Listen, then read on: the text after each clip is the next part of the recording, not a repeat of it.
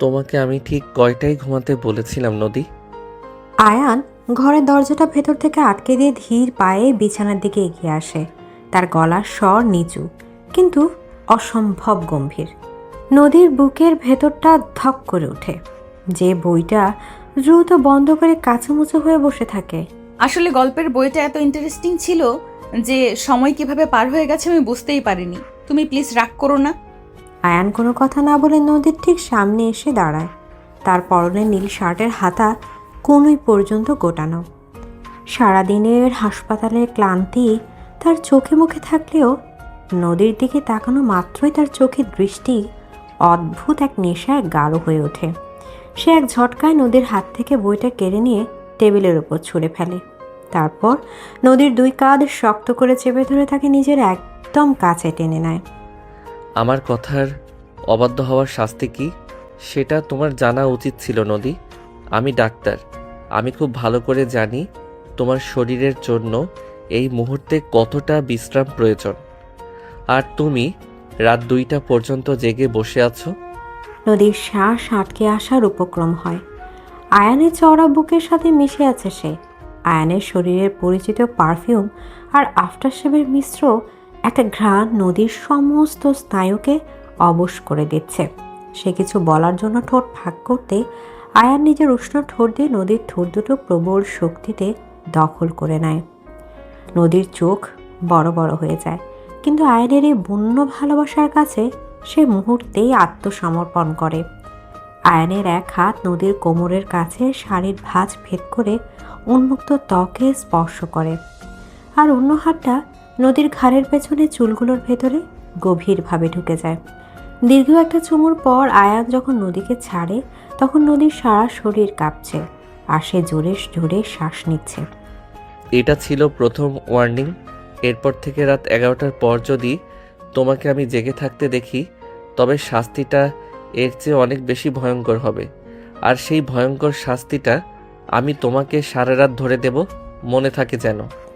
আয়নের কথাগুলো নদীর কানে রীতিমতো গরম সীসার মতো ঢোকে। তার গালে লজ্জার লাল আভা ফুটে ওঠে। এই লোকটারই একটা সমস্যা, ভালোবাসার নামে এমন সব অধিকার আর নিয়ম চাপিয়ে দেয় যে নদীর দম বন্ধ হওয়ার জোগাড় হয়। কিন্তু আবার এই লোকটার বুকেই তার পৃথিবীর সমস্ত শান্তি। তুমি একটা আস্ত স্বৈরাচারী শাসক। সারাদিন হসপিটালের রোগীদের উপরে ডাক্তারি ফলাও আর বাসায় এসে আমার উপরে। আমি কি তোমার পেশেন্ট নাকি? আয়ান নদীর কপালে একটা নরম চুমু এঁকে দিয়ে তাকে পাঁজাগোলা করে কোলে তুলে নেয়। নদী ভয়ে আয়ানের গলা শক্ত করে জড়িয়ে ধরে। আয়ান তাকে পরম যত্নে বিছানায় শুয়ে দিয়ে নিজের শার্টের বোতাম খুলতে খুলতে হালকা হাসে। তুমি আমার পেশেন্ট নও, তুমি আমার প্রাণ। আর আমার প্রাণের যত্ন কিভাবে নিতে হয় সেটা এই ডাক্তার বরের চেয়ে ভালো কেউ জানে না। এখন চুপচাপ চোখ বন্ধ করো, আমি ফ্রেশ হয়ে আসছি। এসে যেন দেখি তুমি ঘুমিয়ে পড়েছ। সকালের নরম আলো জানালা পর্দা ভেদ করে ঘরের ভেতর এসে পড়ছে। নদী আয়নের বুকের ওপর মাথা রেখে গভীর ঘুমে আচ্ছন্ন। আয়নের ঘুম আগেই ভেঙে গেছে। সে মুগ্ধ দৃষ্টিতে তার সদ্য বিবাহিত স্ত্রীর মায়াবী মুখের দিকে তাকিয়ে আছে। নদীর কপালের উপর এসে পড়া অবাধ্য চুলগুলো সে আঙুল দিয়ে আলতো করে সরিয়ে দেয়। ঘড়িতে সকাল 8টা বাজে। আজ শুক্রবার, আয়ানের ছুটির দিন। কিন্তু ছুটির দিন হলেও বাড়িতে আজ অনেক কাজ। নদীকে জাগানোর জন্য আয়ান তার নিজের গালের খোঁচা খোঁচা দাড়িগুলো ঘষতে শুরু করে। কি করছো? আমাকে আর একটু ঘুমাতে দাও না। কাল রাতে তো আমাকে একটুও ঘুমাতে দাওনি তুমি। নদীর ঘুমের ঘরে বলা কথাটায় আয়ান শব্দ করে হেসে ওঠে। সে নদীর কানের কাছে মুখ নিয়ে ফিস ফিস করে কথা বলে। আমি তো তোমাকে ঘুমাতেই বলেছিলাম, তুমি তো বারবার আমাকে আদর করার জন্য উস্কে দিচ্ছিলে। এখন ওঠো, নিচে সবাই নাস্তার টেবিলে অপেক্ষা করছে। নদী ধরফর করে বিছানা থেকে উঠে বসে। আয়নকে একটা ভেঙচি কেটে সে দ্রুত ওয়াশরুমের দিকে পা বাড়ায়। নিচে ডাইনিং টেবিলে এরই মাঝে সবাই জড়ো হয়েছে। আয়নের বাবা শফিক সাহেব খবরের কাগজ পড়ছেন। আয়নের মা সালমা বেগম টেবিলে খাবার সাজাচ্ছেন। আয়নের ছোট বোন তানিশা ফোনে কারোর সাথে কথা বলতে বলতে হাসছে। আয়ান কি এখনো ওঠেনি সালমা? আজ তো ওর ছুটি, ছেলেটাকে একটু শান্তিতে ঘুমাতে দাও। সারা সপ্তাহ তো হাসপাতালের ডিউটি নিয়েই পড়ে থাকে। আমি তো ডাকিনি। নদীও তো দেখলাম এখনো নিচে আসেনি। নতুন বউ হয়তো কাল রাতে দেরি করে ঘুমিয়েছে। ঠিক তখনই আয়ান আর নদী সিঁড়ি দিয়ে নিচে নেমে আসে। নদীর পরনে একটা হালকা নীল রঙের সুতির শাড়ি, ভেজা চুলে তাকে অসম্ভব স্নিগ্ধ লাগছে। আয়ান একটা ট্রাউজার আর টি শার্ট পরে আছে। এই তো আমাদের রোমিও জুলিয়েট চলে এসেছে। ভাইয়া, তোর কি আজকাল আর হাসপাতালের কথা মনে থাকে? সারাক্ষণ তো বউয়ের আঁচল ধরেই ঘুরে বেড়াচ্ছিস। নদী লজ্জায় মাথা নিচু করে ফেলে। আয়ান তানিশার মাথার চুলগুলো এলোমেলো করে দিয়ে নিজের চেয়ারে বসে। তুই বেশি পাকনা হয়ে গেছিস তানিশা। তোর বিয়েটা এবার তাড়াতাড়ি দিয়ে দিতে হবে। রাফিকে বলবো তাড়াতাড়ি এসে তোকে নিয়ে যেতে। রাফির কথা শুনে তানিশার মুখটা আনন্দে উজ্জ্বল হয়ে ওঠে। রাফি তানিশার বাগদত্তা, বর্তমানে বিদেশে থাকে উচ্চশিক্ষার জন্য। আমার নাত বউকে তোরা কেউ কিছু বলবি না। আয়ান, তুই কিন্তু মেয়েটাকে সারাক্ষণ শুধু নিয়মের মধ্যে আটকে রাখিস। একটু নিজের মতো করে দম ফেলতে দে। আয়ানের দাদি লাঠিতে ভর দিয়ে ডাইনিং রুমের দরজায় এসে দাঁড়ান। বাড়ির পুরনো কেয়ারটেকার রহিম চাচা দাদিকে ধরে ধরে একটা চেয়ারে বসিয়ে দেন। বড় সাহেব, আজকের চায় কি আদা একটু বেশি দেব? গলাটা আপনার খুসখুস করেছিল কাল রাতে। হ্যাঁ রহিম, একটু কড়া করে বানাও। নদী দ্রুত গিয়ে সালমা বেগমের হাত থেকে রুটির বাটিটা নিয়ে নেয়। মা, আপনি বসুন, আমি সবাইকে খাবার দিচ্ছি। নদী আয়নের প্লেটে দুটো রুটি আর মাংসের তরকারি তুলে দেয়। আয়ান কড়া চোখে নদীর দিকে তাকায়। তুমি নিজে আগে প্লেট নাও নদী। আমি তোমাকে বলেছি না তুমি নিজের খাওয়াটা আগে ঠিকমতো খাবে? গতকাল দুপুরে তুমি খেতে বসে অর্ধেক খাবার ফেলে উঠে গেছিলে। আমার একদম খিদে ছিল না আয়ান, তুমি সবার সামনে এভাবে বকা শুরু করলে কেন? নদীর চোখ ছলছল করে ওঠে। সে সবার সামনে আয়নের এই অতিরিক্ত শাসন মেনে নিতে পারে না। আয়ান বুঝতে পারে সে একটু বেশি রিয়্যাক্ট করে ফেলেছে, কিন্তু নদীর স্বাস্থ্যের ব্যাপারে সে কোনো আপোষ করতে রাজি নয়। আমি বকছি না, আমি তোমাকে বোঝাচ্ছি। যাই হোক, তুমি বসো, আমি নিজ হাতে তোমাকে খাইয়ে দিচ্ছি। আয়নের কথায় টেবিলের সবাই মুচকে হাসে। নদীর লজ্জায় লাল হয়ে আয়নের পাশে চেয়ারে বসে পড়ে। আয়ান খুব যত্ন করে রুটি ছিঁড়ে মাংস দিয়ে মেখে নদীর মুখের সামনে ধরে। নদী বাধ্য মেয়ের মতো মুখ খোলে। দুপুর গড়িয়ে বিকেল হতে শুরু করেছে। আয়ান জরুরি একটা কলে হাসপাতালের দিকে রওনা হয়েছে। ছুটির দিন হলেও তার একজন পুরনো পেশেন্টের অবস্থা হঠাৎ খারাপ হওয়ায় তাকে যেতেই হলো। বাড়িতে এখন দুপুরের নীরবতা। নদী নিজের ঘরে বসে তানিশার সাথে গল্প করছিল। এমন সময় ড্রয়িং রুম থেকে ফারিহা ফুপুর গলা শোনা যায়। ফারিহা ফুপু আয়ানের বাবার আপন ছোট বোন। তার মেয়ে তুলি বরাবরই আয়ানকে পছন্দ করত, কিন্তু আয়ান কখনোই তাকে সেই চোখে দেখেনি। নদীর সাথে আয়ানের বিয়েটা তুলি এবং ফারিহা ফুফু কেউই ভালোভাবে নিতে পারেনি। কই গো ভাবি, তোমার নতুন বৌমা কোথায়? শুনলাম আয়ান নাকি তাকে সারাক্ষণ চোখে চোখে রাখে। একটু তো আমাদের সাথেও বসতে পারে। সালমা বেগম ঘর থেকে বেরিয়ে এসে ড্রয়িং রুমে আসেন। নদী আর তানিশাও সিঁড়ি দিয়ে নিচে নেমে আসে। তুলি একটা দামি সালোয়ার কামিজ পরে সোফায় পা তুলে বসে আছে। নদীকে দেখে তার চোখের দৃষ্টিতে একটা স্পষ্ট ঈর্ষা ফুটে ওঠে। কেমন আছো নদী? তা আয়ান ভাইয়া কোথায়? তোমাকে একা রেখে সে হাসপাতালে চলে গেল। বিয়ের 1 মাসও পার হয়নি, এর মাঝেই তোমাকে সময় দেওয়া বন্ধ করে দিয়েছে। নদীর বুকের ভেতরটা একটু মোচড় দিয়ে ওঠে, কিন্তু সে মুখে একটা মিষ্টি হাসি ধরে রাখে। আয়ান তো পেশায় একজন ডাক্তার তুলি আপু, মানুষের জীবন বাঁচানো তার প্রথম কাজ। আর সে আমাকে সময় দেয় কি না সেটা তো আমাদের একান্ত ব্যক্তিগত ব্যাপার, তাই না?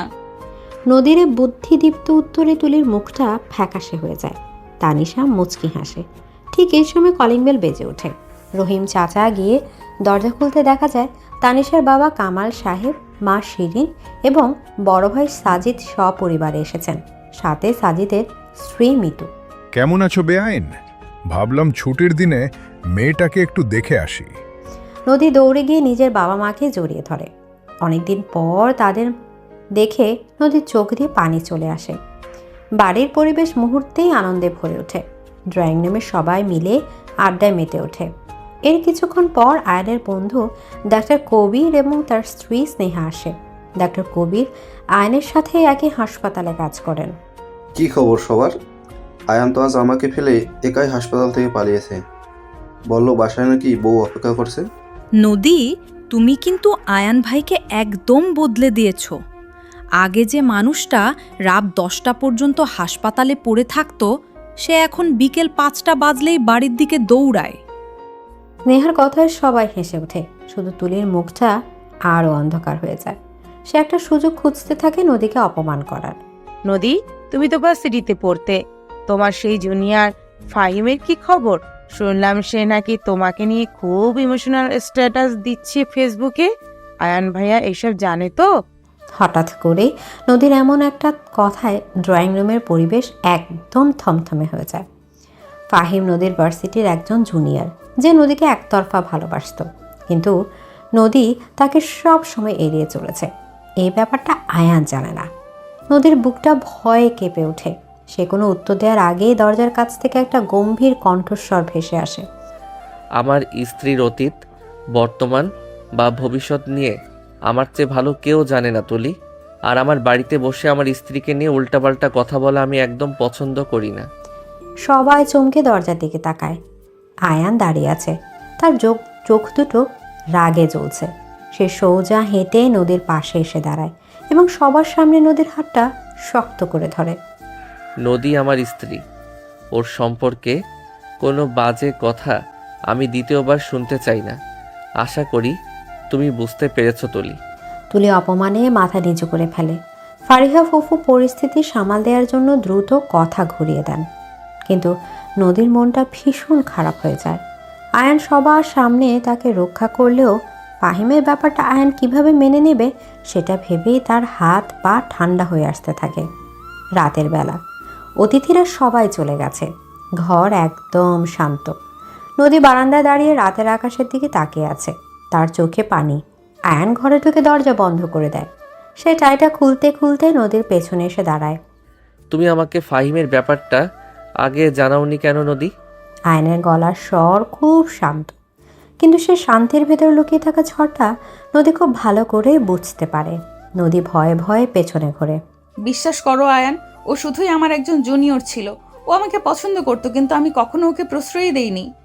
আমি তোমাকে সব বলতে চেয়েছিলাম, কিন্তু তুমি যদি ভুল বোঝো সেই ভয়ে আর বলা হয়নি। আয়ান কোনো কথা না বলে নদীর খুব কাছে এগিয়ে আসে। সে তার 2 হাত নদীর কোমরে পেঁচিয়ে তাকে নিজের শরীরের সাথে একদম মিশিয়ে ফেলে। নদীর চোখের পানি আয়নের আঙুল দিয়ে মুছিয়ে দেয় সে। আমি তোমাকে ভালোবাসি নদী। আমি পাগল হয়ে যাই যখন ভাবি অন্য কোনো পুরুষ তোমার দিকে নজর দিচ্ছে। তুমি আমার, শুধুই আমার। এই অধিকারটুকু আমি কাউকে দিতে পারবো না। তুমি আমার কাছে কিছু লুকাচ্ছ, এটা আমাকে ভেতর থেকে পুড়িয়ে মারে। আয়নের চোখের দিকে তাকে নদী দেখতে পায় সেখানে কোনো রাগ নেই, আছে তীব্র এক অভিমান আর হারানোর ভয়। নদীর মনটা ভালোবাসায় ভরে ওঠে। সে নিজের 2 হাত দিয়ে আয়নের মুখটা জড়িয়ে ধরে। আমি শুধুই তোমার আয়ান, আমি শুধুই তোমার আয়ান। এই জীবনে আমার মন আর শরীর শুধু তোমার অধিকারেই আছে। আমাকে ক্ষমা করে দাও, আমি আর কখনো তোমার কাছে লুকাবো না। আয়নের সব অভিমান গলে পানি হয়ে যায়। সে নদীর কোমরটা আরও শক্ত করে চেপে ধরে এবং নদীর ঠোঁটে নিজের ঠোঁট ডুবিয়ে দেয়। এবারে চুমুটা আগের চেয়েও অনেক গভীর, অনেক বেশি আবেগময়। নদীর সমস্ত ভয় আর সংশোষী আদরের মাঝে হারিয়ে যায়। আয়ান তাকে পাঁজা কোলে তুলে নিয়ে বিছানার দিকে এগিয়ে যায়। চাঁদের আলোয় ঘরটা ভেসে যাচ্ছে, আর সে আলোর মাঝে শুরু হয় ডাক্তার বরের আরেকটা দফা মিষ্টি আর রোমান্টিক অত্যাচার, যে অত্যাচারে নদীর শুধু ভালোবাসায় জমা হয়। এদিকে ভোরে স্নিগ্ধ আলো জানালার ভারী পর্দা ভেদ করে ঘরের ভেতর উকি দিচ্ছে। চারপাশ একদম শান্ত, শুধু দেয়াল ঘড়ির টিকটিক শব্দ আর আয়নের গভীর শ্বাস প্রশ্বাসের শব্দ শোনা যাচ্ছে। নদীর ঘুম ভেঙে গেছে বেশ কিছুক্ষণ আগে। সে আয়নের চওড়া বুকের ওপর মাথা রেখে চুপচাপ শুয়ে আছে। কাল রাতের ওই মাতাল করা ভালোবাসার পর আয়ান তাকে নিজের বুকের ভেতর এমনভাবে লুকিয়ে রেখেছে যেন নদী কোনো মহামূল্যবান রত্ন। আয়নের একটা হাত নদীর খালি কোমরে শক্ত করে পেঁচানো, আর অন্য হাতটা নদীর চুলে বিলি কাটার ভঙ্গিতে স্থির হয়ে আছে। নদীর ঠোঁটে একটা তৃপ্তির হাসি ফুটে ওঠে। এই লোকটার রাগ আর শাসনের আড়ালে যে এতটা ভালোবাসা লুকিয়ে আছে, সেটা নদী বিয়ের পর ধাপে ধাপে উপলব্ধি করছে। নদীর মনে হয় আইনের এই অধিকার খাটানোর যদি অত্যাচার হয়, তবে সে অত্যাচার সারা জীবন মাথা পেতে নিতে রাজি আছে। নদী খুব সন্তর্পণে আয়নের বুকে একটা আলতো চুমু খায়। তুমি কি ভেবেছো তুমি চুপি চুপি আমাকে আদর করবে আর এই ডাক্তার সেটা বুঝতে পারবে না? আমার পেশেন্টের চেয়ে আমার স্ত্রীর পালস রেট আমি অনেক ভালো করে বুঝি। এদিকে আয়নের হঠাৎ কথা বলে নদী চমকে ওঠে। সে মাথা তুলে তাকায়। আয়নের চোখ এখনো বন্ধ, কিন্তু তার ঠোঁটের কোনো একটা বাঁকা হাসি। নদী লজ্জায় লাল হয়ে যায়। সে আয়নের বুকের ওপর থেকে সরে যাওয়ার চেষ্টা করে, কিন্তু আয়ান তার কোমরে হাতটা আরও শক্ত করে চেপে ধরে তাকে আবার নিজের বুকের ওপর ফেলে দেয়। আয়ান এবার চোখ খোলে। তার চোখের দৃষ্টিতে ভোরের আলোর চেয়েও বেশি স্নিগ্ধতা, আবার একই সাথে এক অদ্ভুত নেশা। তুমি জেগেছিলে? আর আমাকে পেশেন্ট বলা বন্ধ করো। আমি তোমার বউ, পেশেন্ট না। সবসময় আমাকে এভাবে আটকিয়ে রাখো কেন? একটু ছাড়ো, আমাকে নিচে যেতে হবে। মা হয়তো এতক্ষণে উঠে গেছেন। মা উঠুক, বাড়ির সবাই উঠুক, আমার বউ আমার বুকে আছে। এখান থেকে সে কোথাও যাবে না। আর তোমাকে আটকে রাখি কারণ তুমি আমার। তোমার এই চোখ, তোমার এই ঠোঁট, তোমার এই পাগল করা ঘ্রাণ, সব কিছুর ওপর শুধু আমার একচেটিয়া অধিকার। তুমি কি চাও আমার এই অধিকার আমি ছেড়ে দেই? আয়নের কথাগুলো নদীর কানের কাছে ফিসফিস করে বলা হলেও নদীর বুকের ভেতর একটা ঝড় তুলে দেয়। আয়ান এক হাত দিয়ে নদীর চিবুকটা ধরে মুখটা নিজের হাতের দিকে তুলে ধরে। তারপর কোনো উত্তরের অপেক্ষা না করে নদীর নরম ঠোঁটে নিজের ঠোঁট ডুবিয়ে দেয়। ভোরের এই নিস্তব্ধতায় তাদের এই চুম্বন যেন কাল রাতের অসমাপ্ত প্রেমেরই একটা মিষ্টি ধারাবাহিকতা। আয়নের ঠোঁটের স্পর্শ খুব ধীর কিন্তু প্রচণ্ড গভীর। নদী চোখ বন্ধ করে আয়নের গলার কাছে হাত রাখে। বেশ কিছুক্ষণ পর আয়ান যখন নদীকে ছাড়ে, নদীর শ্বাস দ্রুত হয়ে গেছে। তুমি সত্যি একটা পাগল আয়ান। আমাকে এভাবে ভালোবাসলে আমি তো আর কিছুই ভাবতে পারবো না। এখন প্লিজ আমাকে উঠতে দাও, নয়তো তুলি আপু আর ফারিয়া ফুপু আবার কথা শোনাবে। তুলি আর ফারিহা ফুফুর নাম শুনতে আয়নের মুখটা একটু শক্ত হয়ে যায়। সে নদীর কপালে একটা চুমু এঁকে দিয়ে তাকে ছেড়ে দেয়। কেউ তোমাকে কোনো কথা শোনাতে পারবে না। আমি বেঁচে থাকতে আমার স্ত্রীর দিকে আঙুল তোলার সাহস এই বাড়িতে কারও নেই। তুমি যাও, ফ্রেশ হয়ে নাও। আমিও উঠছি। আজ হাসপাতালে একটা ক্রিটিক্যাল সার্জারি আছে, তাড়াতাড়ি বের হতে হবে। নদী ঘাট থেকে নেমে ওয়াশরুমের দিকে পা বাড়ায়। আয়ান এক দৃষ্টিতে নদী যাওয়ার পথের দিকে তাকিয়ে থাকে।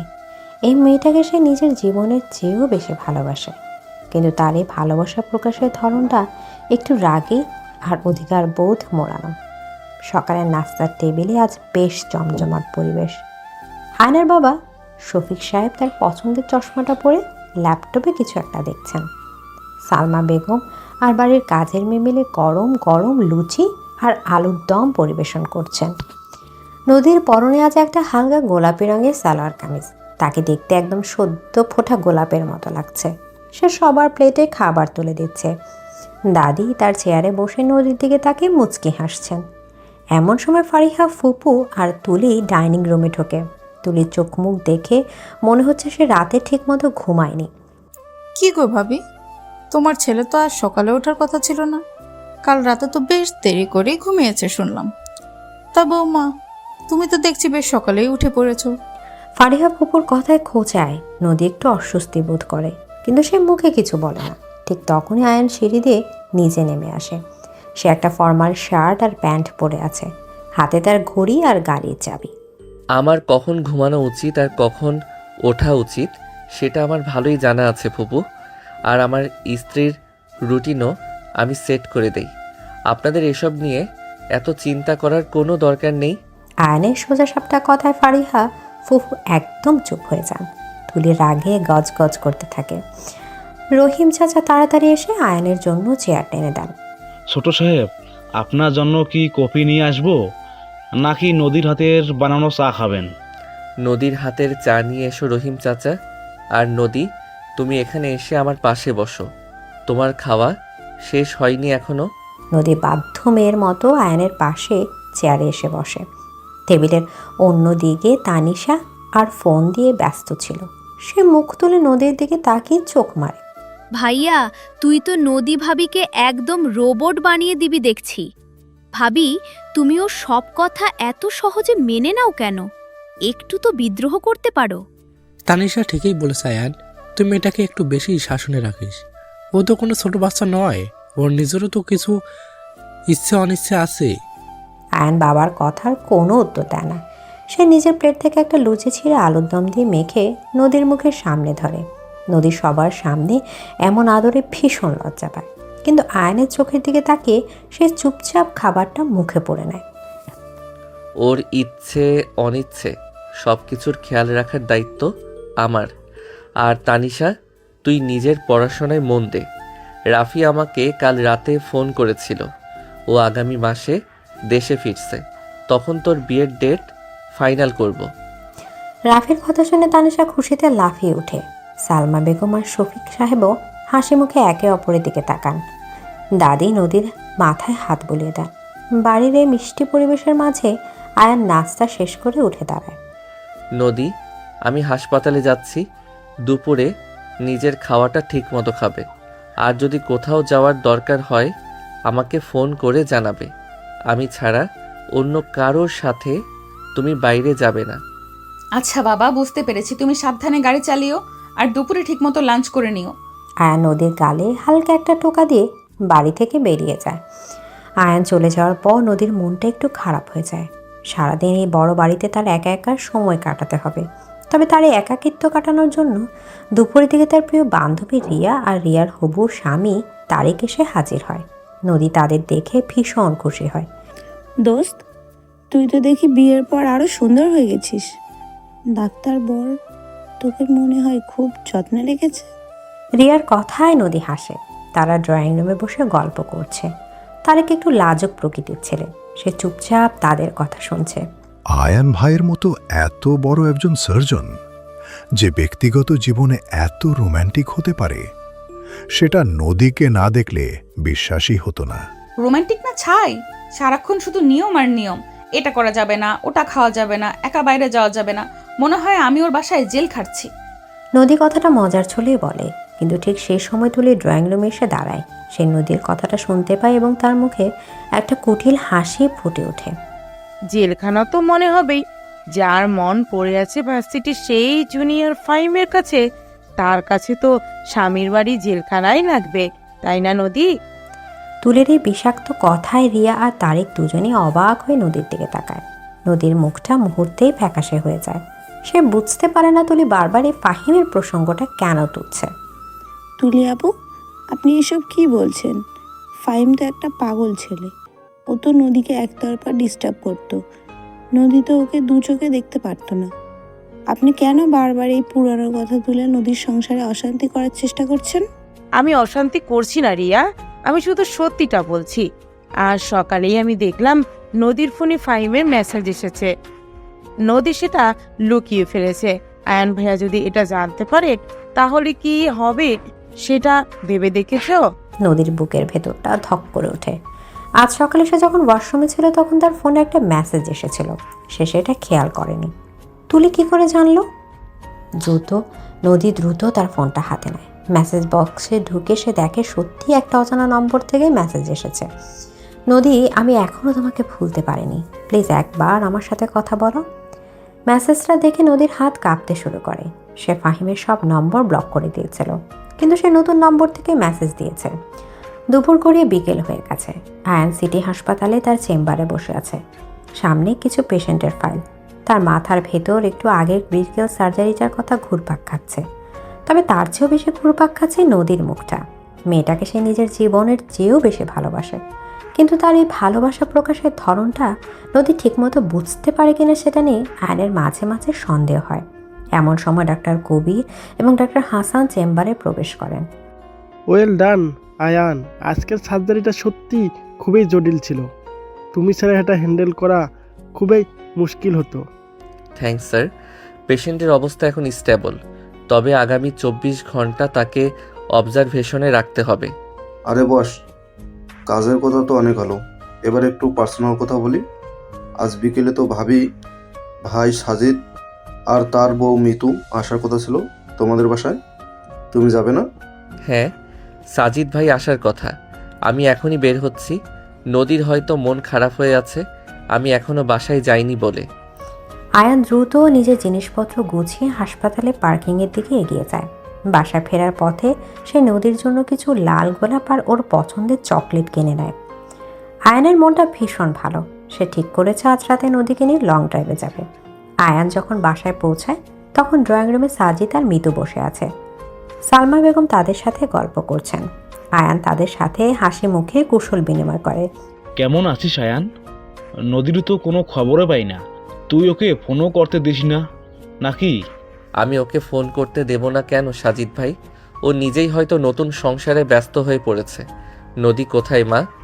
ও তো নিজের ঘরেই আছে। বিকেল থেকে দেখলাম মনটা একটু খারাপ। রিয়া আর তারিক এসেছিল, ওরা চলে যাওয়ার পর থেকেই মেয়েটা কেমন যেন চুপচাপ হয়ে গেছে। মায়ের কথা শুনে আয়নের কপালের ভাঁজ গভীর হয়। সে দ্রুত পায়ে সিঁড়ি ভেঙে উপরে উঠে যায়। ঘরের দরজা ভেজানো ছিল। আয়ন দরজা ঠেলে ভেতরে ঢুকে দেখে নদী বিছানার এক কোণে হাঁটু গুটিয়ে বসে আছে। তার চোখ দুটো লাল, মনে হচ্ছে সে কাঁদছিল। আয়ন দ্রুত নদীর কাছে এগিয়ে যায়। কি হয়েছে নদী? তুমি কাঁদছো কেন? রিয়া কি কিছু বলেছে, নাকি সাজিদ ভাই কিছু বলেছে? নদী আয়নকে দেখে আরো বেশি কাঁদতে শুরু করে। সে আয়নের বুকে ঝাঁপিয়ে পড়ে, তাকে শক্ত করে জড়িয়ে ধরে। আয়ান কিছুই বুঝতে পারে না। সে নদীর পিঠে হাত বুলিয়ে তাকে শান্ত করার চেষ্টা করে। আমাকে মাফ করে দাও আয়ান, আমি সত্যি কিছু জানতাম না। ও আমাকে নতুন নম্বর থেকে মেসেজ দিয়েছে। তুলি আপু সেটা দেখে ফেলেছে আর রিয়াদের সামনে আমাকে খুব অপমান করেছে। ফাহিমের মেসেজের কথা শুনে আয়নের শরীরের সমস্ত পেশি শক্ত হয়ে যায়। তার চোখের দৃষ্টি মুহূর্তেই পাল্টে যায়। একটা শীতল রাগ তার শিরোদ্বারা বেয়ে নেমে যায়। সে নদীকে নিজের বুক থেকে একটু দূরে সরিয়ে তার চোখের দিকে তাকায়। কার মেসেজ নদী? ফাহিমের? ফোন কোথায় তোমার? আয়নের গলার স্বর এতই ঠান্ডা আর ভয়ঙ্কর যে নদী ভয়ে কেঁপে ওঠে। সে কাঁপা কাঁপা হাতে বিছানার উপর থেকে ফোনটা তুলে আয়নের দিকে এগিয়ে দেয়। আয়ান ফোনটা হাতে নিয়ে মেসেজটা পড়ে। তার চোয়াল শক্ত হয়ে ওঠে। সে ফোনটা সজোরে ফ্লোরে ছুঁড়ে মারে। ফোনটা টুকরো টুকরো হয়ে ভেঙে যায়। নদী ভয়ে চিৎকার করে চোখ বন্ধ করে ফেলে। আমি তোমাকে বলেছিলাম না নদী, আমার স্ত্রীর দিকে নজর দেওয়ার সাহস কারো নেই। ওই ফাহিম নামের ছেলেটার এত বড় সাহস, সে তোমাকে মেসেজ দেয় আর তুমি আমাকে সেটা না জানিয়ে ঘরে বসে বসে কাঁদছো। তুমি কি ভেবেছো আমি তোমাকে রক্ষা করতে পারবো না? আয়নের রাগ দেখে নদী ভাষা হারিয়ে ফেলে। সে শুধু দুপাশে মাথা নাড়তে থাকে। আয়ান এক পা করে নদীর দিকে এগিয়ে আসে। তার চোখে এক ভয়ঙ্কর অধিকারবোধ। সে নদীর দুই বাহু শক্ত করে চেপে ধরে তাকে টেনে নিজের খুব কাছে নিয়ে আসে। তুমি কার নদী? বলো আমাকে, তুমি কার? আমি শুধু তোমার আয়ান, বিশ্বাস করো। আমি ওকে ব্লক করে দিয়েছিলাম, আমি কিছুই জানি না। নদীর চোখের পানি আয়নের আঙুলের উপর এসে পড়ে। আয়নের রাগের দেয়ালটা মুহূর্তেই ভেঙে পড়ে। তার তীব্র ঈর্ষার রাগ এখন রূপ নেয় অন্য এক বন্য ভালোবাসায়। সে নদীকে বিছানা ধাক্কা দিয়ে ফেলে দেয় এবং তার উপর ঝুঁকে পড়ে। নদীর সমস্ত শরীর কাঁপছে। আয়ান নদীর দুই হাত মাথার উপর শক্ত করে চেপে ধরে। তুমি শুধু আমার। তোমারই কান্না, তোমারই ভয়, তোমারই শরীর, সব কিছু শুধু আমার। ওই ফাহিমকে আমি এমন শাস্তি দেব যে সে জীবনেও তোমার নাম মুখে নেওয়ার সাহস পাবে না। কিন্তু তার আগে আমাকে তোমাকে বোঝাতে হবে যে তুমি কার অধিকারে আছো। আয়ান আর কোনো কথা না বলে নদীর ঠোঁটে এক রাক্ষসে চুম্বন এঁকে দেয়। এবারে চুম্বনে কোনো স্নিগ্ধতা নেই, আছে শুধু তীব্র অধিকার আর ঈর্ষার আগুন। নদীর মনে হয় সে আয়নের এই আগুনের তাপে পুড়ে ছাই হয়ে যাবে। আয়নের দাঁতের সামান্য আঘাতে নদীর ঠোঁট কেটে হালকা রঙের স্বাদ ছড়িয়ে পড়ে। কিন্তু আয়ান থামে না। সে নদীর শাড়ির আঁচলটা এক টানে সরিয়ে দেয়। তার গরম ঠোঁট নদীর ঘাড়, গলা আর উন্মুক্ত কাঁধের উপর নিজের অধিকারের চিহ্ন আঁকতে শুরু করে। আয়ান প্লিজ, কেউ চলে আসবে, নিচে ভাইয়া বসে আছে। নদী বাধা দেওয়ার চেষ্টা করে, কিন্তু আয়ানের এই পাগল করা ভালোবাসার কাছে সে খুব অসহায়। আয়ান নদীর কানের লতি আলতো করে কামড়ে ধরে ফিসফিস করে কথা বলে। কেউ আসবে না। আজ সারা পৃথিবী একদিকে আর আমরা দুজন একদিকে। আজ তোমাকে আমার এই অত্যাচারের পুরোটাই সহ্য করতে হবে নদী। আমি তোমাকে এমনভাবে ভালোবাসবো যে তোমার শরীরের প্রতিটা কোষে শুধু আমার নাম লেখা থাকবে। আয়নের হাতের ছোঁয়ায় নদীর সমস্ত বাধা গলে পানি হয়ে যায়। সে নিজের অজান্তে আয়নের চুলগুলো খামচে ধরে, তার এই বন্য ভালোবাসার সাড়া দিতে শুরু করে। ঘরের আলো নিভিয়ে দেয় আয়ান। শুধু জানালার ফাঁক দিয়ে আসা চাঁদের আলোয় দুটো শরীরের এক পবিত্র আর আদিম ভালোবাসা খেলা চলতে থাকে। আয়নের প্রতিটা স্পর্শ, প্রতিটা চুম্বন নদীকে নতুন করে বোঝায় যে এই ডাক্তার বরের শাসন আর অত্যাচারের গভীরে কতটা পাগল করা প্রেম লুকিয়ে আছে। নদীর মনে হয় এই জাদুকরী ভালোবাসার কাছে সে বারবার নিজেকে সমর্পণ করতে রাজি আছে। ঘরের ভেতরের পরিবেশটা এখন উত্তপ্ত হয়ে আছে। চাঁদের আলো জানালার কাঁচ গলে বিছানার একপাশে এসে পড়েছে। নদী হাঁপাতে হাঁপাতে আয়ানের বুকের উপর মাথা রেখে শুয়ে আছে। তার শাড়ির আঁচল মেঝেতে লুটোচ্ছে, চুলগুলো এলোমেলো হয়ে মুখের উপর এসে পড়েছে। আয়ানের ভারী শ্বাস প্রশ্বাসের শব্দ পুরো ঘরে শব্দ শোনা যাচ্ছে। আয়ান তার শক্ত হাতে নদীর খালি পিঠের ওপর আলতো করে হাত বুলিয়ে দিচ্ছে। একটু আগে সেই বন্য ভালোবাসার ঝড়টা যেন দুজনের ভেতরে সব না বলা কথা আর অভিমানগুলোকে ধুয়ে মুছে পরিষ্কার করে দিয়ে গেছে। নদীর ঠোঁটে এখনো আয়নের তীব্র চুম্বনের উষ্ণতা লেগে আছে। সে লজ্জায় আয়নের বুকের ভেতর মুখ লুকায়। নিচে সাজিদ ভাইয়া আর মিতু ভাবি বসে আছে, আর তারা দুজন এখানে ঘরের দরজা বন্ধ করে এই আদিম ভালোবাসার খেলায় মেতেছিল। এটা ভাবতেই নদীর সারা শরীর লজ্জায় লাল হয়ে ওঠে। এভাবে মুখ লুকিয়ে রাখলে তো চলবে না নদী, তোমাকে তো নিচে যেতে হবে। সাজিদ ভাই আর মিতু ভাবি তোমার জন্য অপেক্ষা করছে। আয়ানের গলার স্বর এখন একদম শান্ত এবং অদ্ভুত রকমের ভারী। নদী মুখ তুলে আয়ানের দিকে তাকায়। আয়ানের চোখে এখনো সে অধিকার আর ভালোবাসার নেশা লেগে আছে। নদী তাড়াতাড়ি আয়ানের বুক থেকে সরে গিয়ে বিছানায় উঠে বসে এবং নিজের শাড়িটা ঠিক করার চেষ্টা করে। তার হাত কাঁপছে। আয়ান মুচকি হেসে বিছানা থেকে উঠে এবং নদীর ঠিক সামনে এসে দাঁড়ায়। সে নিজের হাতে নদীর শাড়ির কুচিগুলো ঠিক করে দেয় এবং অবাধ্য চুলগুলো কানের পেছনে গুজে দেয়। নদীর কাটা ঠোঁটের কোণে আয়ানের বুড়ো আঙুল আলতো করে ছুঁয়ে যায়। আমি নিচে কিভাবে যাব আয়ান? সবাই যদি আমার মুখ দেখে কিছু বুঝে ফেলে। আমার তো লজ্জায় মরে যেতে ইচ্ছে করছে। তুমি আসলে একটা পাগল। আয়ান শব্দ করে হেসে ওঠে। সে নদীর কপালে একটা দীর্ঘ চুমু এঁকে দেয়। তারপর নিজের শার্টের বোতামগুলো লাগাতে লাগাতে আয়নার সামনে গিয়ে দাঁড়ায়। নিজের বউকে ভালোবেসেছি, এতে চুরি তো আর করিনি যে ভয় পেতে হবে। আর তুমি আমার স্ত্রী, আমার প্রতিটা ছোঁয়া তোমার শরীরে এভাবেই লেগে থাকবে। কেউ কিছু বুঝলে বুঝুক। তুমি যাও, চোখে মুখে একটু পানি নিয়ে এসো, আমি নিচে যাচ্ছি। নদী আর কথা না বাড়িয়ে দ্রুত ওয়াশরুমে ঢুকে যায়। আয়ান একবার ভাঙা ফোনটার দিকে তাকায়। ফোনটা সে পরে পরিষ্কার করবে ভেবে ড্রয়িং রুমের দিকে পা বাড়ায়। নিচে তখনও আড্ডা চলছে। সাজিদ আর মিতুর সাথে শফিক সাহেব দেশের রাজনীতি নিয়ে কথা বলছেন। সালমা বেগম সবার জন্য চা বানাচ্ছেন। দাদি সোফায় বসে তসবি পড়ছেন। আয়ানকে সিঁড়ি দিয়ে নামতে দেখে সবাই কথা থামিয়ে তার দিকে তাকায়। কিরে আয়ান, তুই তো দেখছি বউয়ের কাছে গেলেই দুনিয়া ভুলে যাস। নদী কোথায়? ওর কি শরীর খারাপ? আয়ান সোফায় এসে বসে এবং খুব স্বাভাবিক গলায় উত্তর দেয়। তার চেহারায় কোনো অপরাধবোধ বা লুকাছুপার লেশ মাত্র নেই। ওর একটু মাথা ব্যথা করছিল সাজিদ ভাই, আমি একটু ওষুধ দিয়ে ঘুম পাড়ানোর চেষ্টা করছিলাম। ও এখন ফ্রেশ হচ্ছে, এখনই চলে আসবে। আপনাদের আসতে কোনো অসুবিধা হয়নি তো? মিতু হাসি মুখে আয়ানের দিকে তাকায়। ঠিক সেই মুহূর্তে নদী সিঁড়ি দিয়ে নিচে নেমে আসে। চোখে মুখে পানি দিয়ে আসায় তাকে বেশ সতেজ লাগছে। তবে ঠোঁটের কোণে হালকা ফোলা ভাবটা মিতুর নজর এড়ায় না। সে মুচকি হাসে। নদীর মুখটা লজ্জায় আরো লাল হয়ে যায়। সে দ্রুত গিয়ে সাজিদ আর মিতুর মাঝখানে বসে পড়ে। নদী, তুই তো দেখছি দিন দিন আরো সুন্দর হয়ে যাচ্ছিস। আয়ান ভাই মনে হয় তোকে খুব যত্নে রেখেছে। তবে তোর ঠোঁটটা একটু ফুলে আছে কেন রে? মাথা ব্যথার সাথে কি ঠোঁটের কোনো সম্পর্ক আছে নাকি? মিতুর কথায় ড্রয়িং রুমের সবাই হেসে ওঠে। নদী লজ্জায় মাথা নিচু করে ফেলে। আয়ান খুব শান্তভাবে চায়ের কাপে চুমুক দেয় এবং মিতুর চোখের দিকে তাকিয়ে উত্তরও দেয়। ও তো খুব অসাবধান মিতু ভাবি, অন্ধকারে হাঁটতে গিয়ে দরজার সাথে ধাক্কা খেয়েছে। আমি তো সারাক্ষণ চোখে চোখে রাখার চেষ্টা করি, কিন্তু একটু আড়াল হলেই মেয়েটা কোনো না কোনো দুর্ঘটনা ঘটিয়ে বসে।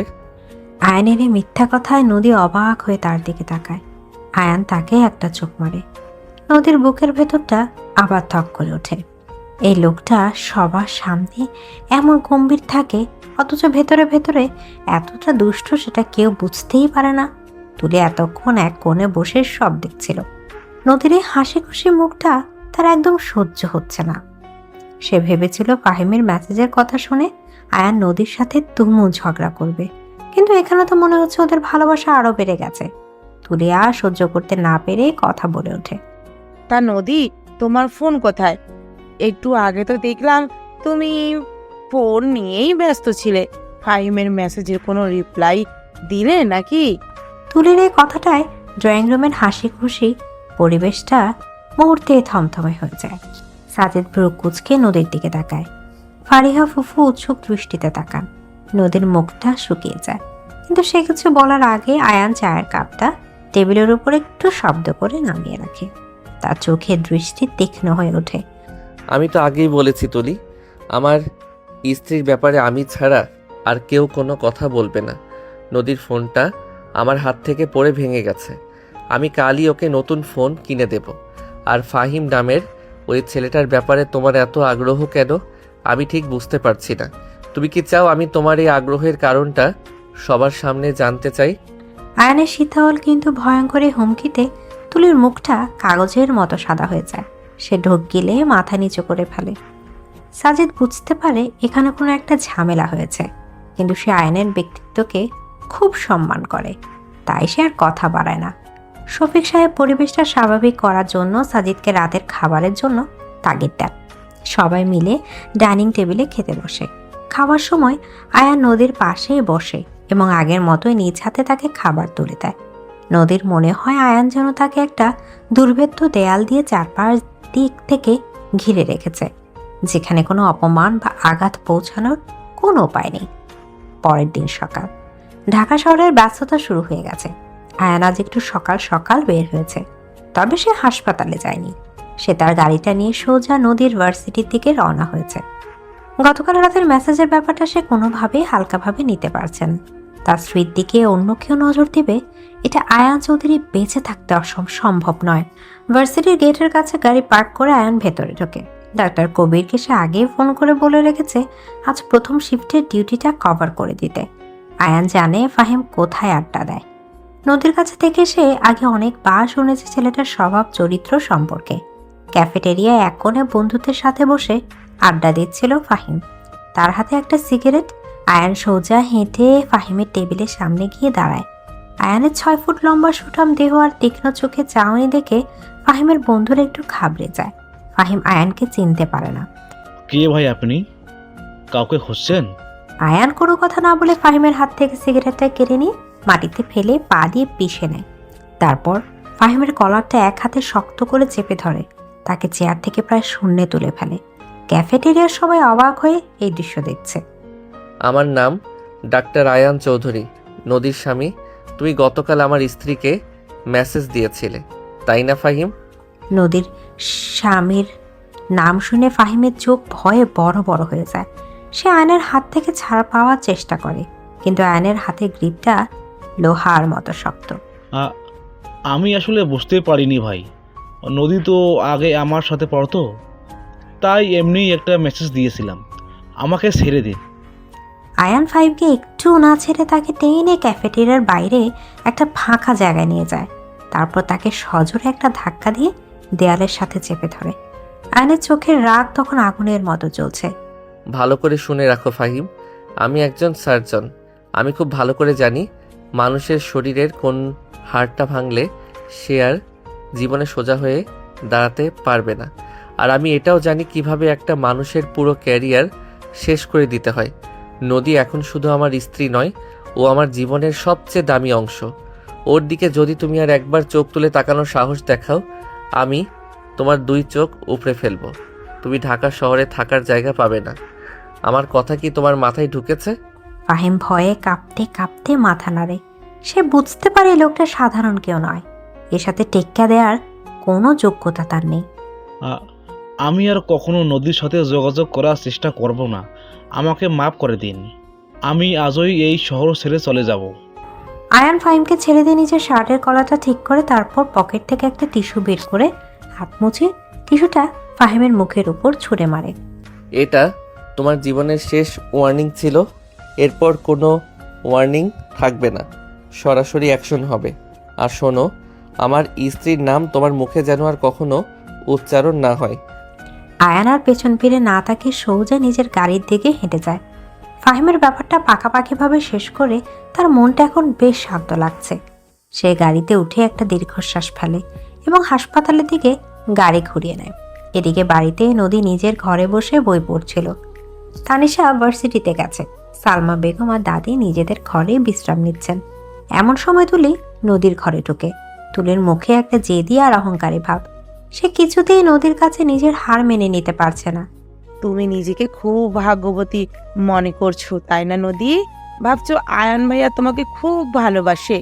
আসলে উনি তোমাকে ভালোবাসে না, উনি শুধু তোমাকে নিজের কন্ট্রোলে রাখতে চান। তুমি তো একটা পুতুল ছাড়া আর কিছুই নও ওনার কাছে। নদী বইটা বন্ধ করে বিছানা থেকে উঠে দাঁড়ায়। আয়ানের ভালোবাসার জোর আজ নদীকে অনেক বেশি সাহসী করে তুলেছে। সে তুলির চোখে চোখ রেখে সোজা হয়ে দাঁড়ায়। আয়ান আমাকে কতটা ভালোবাসে সেটা বোঝার ক্ষমতা আপনার নেই তুলি আপু। আর উনি আমাকে কন্ট্রোলে রাখেন কারণ উনি আমাকে নিজের জীবনের চাইতেও বেশি আগলে রাখতে চান। আপনি আয়ানকে পছন্দ করতেন সেটা আমি জানি, কিন্তু আয়ান কখনোই আপনাকে সেই নজরে দেখেনি। তাই আপনার এই ঈর্ষাটা আমি বুঝতে পারি। তবে দয়া করে আমার সংসারে আগুন লাগানোর চেষ্টা করবেন না। আমি এখন আর আগে সেই চুপচাপ নদী নেই। আমার স্বামীর সম্মান আর আমার সংসার রক্ষা করতে আমি সব করতে পারি। নদীর এই আত্মবিশ্বাসী কথায় তুলে রীতিমতো চমকে ওঠে। সে কিছু বলার জন্য মুখ খোলে, কিন্তু ঠিক তখনই দাদি ঘরের দরজায় এসে দাঁড়ান। নদী একদম ঠিক কথা বলেছে তুলি।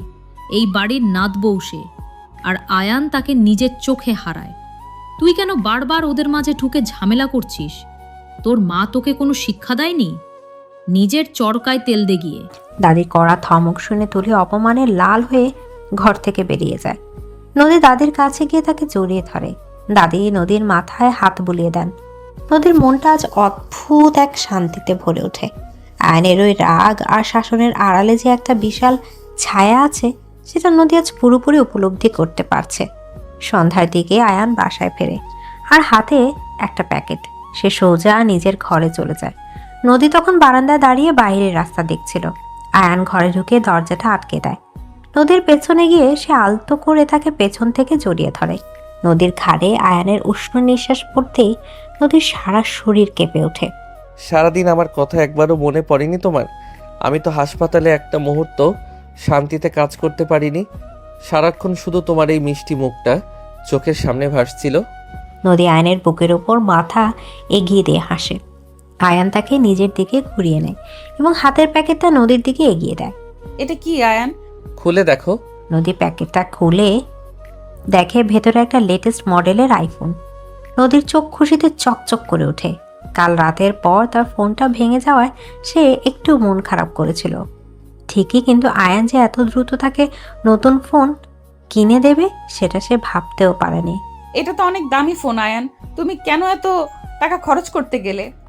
আয়ান নদীর হাত থেকে ফোনটা নিয়ে বিছানার উপর রেখে দেয়। তারপর সে নদীর দুই গাল নিজের দুই হাতে তালুতে নিয়ে খুব গভীরভাবে নদীর চোখের দিকে তাকায়। তোমার জন্য আমার পুরো জীবনটা খরচ করে দিলেও আমার কোনো আফসোস থাকবে না নদী। তুমি শুধু আমার এই বুকের ভেতরটা দেখতে পাও না। কাল রাতে যখন এই মেসেজটা দেখলাম আমার মনে হচ্ছিল কেউ যেন আমার কলিজাটা টেনে ছিঁড়ে ফেলছে। আমি তোমাকে হারানোর ভয় পাই নদী, খুব ভয় পাই। এই ভয়টাই আমাকে পাগল করে দেয়, আর তখন আমি তোমার উপর রাগ দেখিয়ে ফেলি। আয়নের চোখের কোণে একটা চিকচিকে জলের রেখা দেখতে পায় নদী। এই শক্ত মনের মানুষটা যে তার জন্য এতটা ইমোশনাল হতে পারে সেটা ভেবে নদীর বুকটা হু হু করে ওঠে। সে নিজের দুই হাত দিয়ে আয়নের গলাটা জড়িয়ে ধরে এবং আয়নের ঠোঁটে নিজের ঠোঁট ছুঁয়ে দেয়। তুমি একটা বোকা ডাক্তার। আমি তোমাকে আগেই বলেছি আমার মন, আমার শরীর, আমার পুরো অস্তিত্ব শুধু তোমার জন্য। আমাকে হারানোর কোনো ভয় তোমার নেই। আমি তোমাকে অনেক ভালোবাসি আয়ান, খুব ভালোবাসি। নদীর এই ভালোবাসার স্বীকারোক্তি আয়নের ভেতরের সব শূন্যতা পূরণ করে দেয়। সে নদীকে পাজা কোলা করে কোলে তুলে দেয়। নদীর মুখটা আয়নের বুকের সাথে মিশে থাকে। আয়ান তাকে বিছানায় শুয়ে নিয়ে নিজের শার্টটা খুলে ফেলে। আজ আয়ানের চোখে কোনো রাগ নেই, আছে শুধু এক বিশুদ্ধ প্রেম আর নদীকে নিজস্ব করে নেওয়ার তীব্র আকাঙ্ক্ষা। সে নদীর কপালে, চোখে, গালে আর ঘাড়ে একের পর এক চুমু খেতে শুরু করে। নদীর শরীরটা আয়ানের আদরে ধনুকের মতো বেঁকে ওঠে। আজ রাতে তোমাকে ঘুমাতে দেব না আমি। আমারই ভালোবাসার অত্যাচার তোমাকে সারা রাত সহ্য করতে হবে।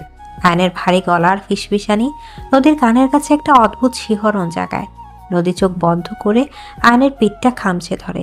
আয়নের রুষ্ট ঠোঁট নদীর শাড়ির ভাঁজ ভেদ করে পেটের কাছে উন্মুক্ত ত্বকে স্পর্শ করতেই নদী একটা চাপা আর্তনাদ করে ওঠে। আয়ান নদীর ঠোঁট দুটো শক্ত করে দখল করে নেয়। দুজনের শরীরে উত্তাপে ঘরের বাতাস ভারী হয়ে ওঠে। আয়নের প্রবল অধিকারবোধ আর নদীর নিঃশর্ত আত্মসমর্পণের মধ্য দিয়ে রাতটা একটা গভীর এবং আবেগময় রোমান্সের সাক্ষী হয়। আয়নের প্রতিটি ছোঁয়া নদীকে নতুন করে বোঝায় যে এই ডাক্তার বরটা সত্যি তাকে কতটা ভালোবাসে। এই ভালোবাসার কোনো সীমা নেই, কোনো শর্ত নেই, আছে শুধু এক অন্তহীন পাগলামি। এদিকে ভোরের স্নিগ্ধ বাতাস জানালার পর্দা উড়িয়ে দিয়ে ঘরের ভেতর প্রবেশ করছে। সারা রাত আয়ানের এই উন্মাদ করা ভালোবাসার পর নদীর শরীর রীতিমতো ক্লান্ত। সে গভীর ঘুমে আচ্ছন্ন। আয়ান আগেই জেগে গেছে। সে এক দৃষ্টে নদীর ঘুমন্ত মুখের দিকে তাকিয়ে আছে। নদীর গলার কাছে, ঘাড়ে এবং কাঁধে আয়নের ভালোবাসার স্পষ্ট লালচে দাগ ফুটে আছে। আয়নের ঠোঁটে একটা তৃপ্তির হাসি ফুটে ওঠে। এই মেয়েটা তার জীবনের সবচেয়ে বড় দুর্বলতা, আবার সবচেয়ে বড় শক্তিও। আয়ান নদীর খোলা কাঁধের উপর নিজের উষ্ণ ঠোঁট ছুঁয়ে দেয়। নদীর ঘুমন্ত শরীরটা একটু কেঁপে ওঠে। সে ঘুমের ঘোরে আয়নের বুকের আরো কাছাকাছি সরে আসে। আয়ান তার শক্ত দুই হাত দিয়ে নদীকে নিজের সাথে একদম মিশিয়ে নেয় এবং নদীর কানের কাছে মুখ নিয়ে ফিসফিস করে কথা বলে। এই মেয়ে আর কতক্ষণ ঘুমাবে? বেলা তো অনেক হলো। নাকি সারাদিন এই ডাক্তার বরের বুকেই পড়ে থাকার ইচ্ছা আছে? আয়নের ভারী এবং নেশাধরা গলার আওয়াজে নদীর ঘুম ভেঙে যায়। সে ধীরে ধীরে চোখ খোলে। আয়নের মুখে সকালের রোদ পড়ে। তাকে অসম্ভব আকর্ষণীয় লাগছে। নদীর মনে পড়ে যায় কাল রাতের কথা, কিভাবে আয়ান তাকে নিজের ভালোবাসার আগুনে পুড়িয়ে ছাই করে দিয়েছিল। লজ্জায় নদীর গাল দুটো লাল হয়ে যায়। সে আয়নের বুক থেকে মুখ তুলে অন্যদিকে তাকানোর চেষ্টা করে। তুমি আমাকে একটু ঘুমাতে দাওনি আয়ান।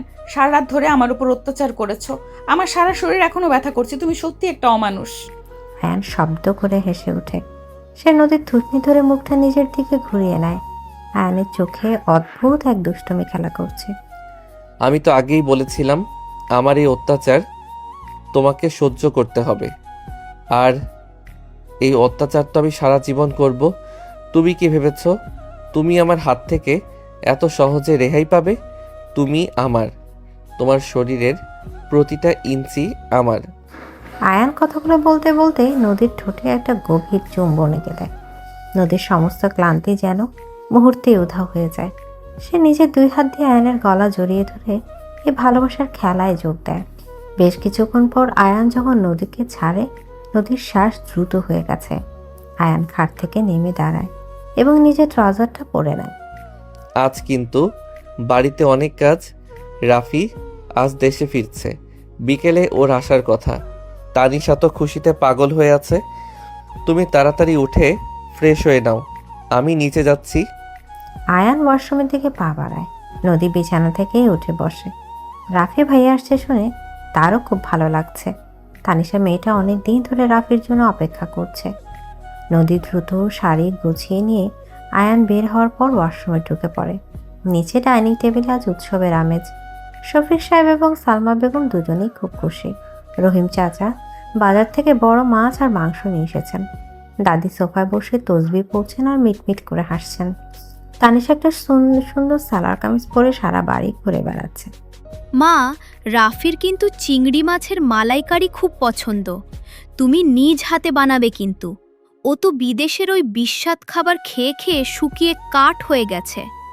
আচ্ছা বাবা, আচ্ছা, আমি সব ব্যবস্থা করছি। তুই এত অস্থির হস না। নদী কোথায়? ও তো এখনো নিচে নামলো না। ঠিক সেই সময় আয়ান আর নদী সিঁড়ি দিয়ে নিচে নেমে আসে।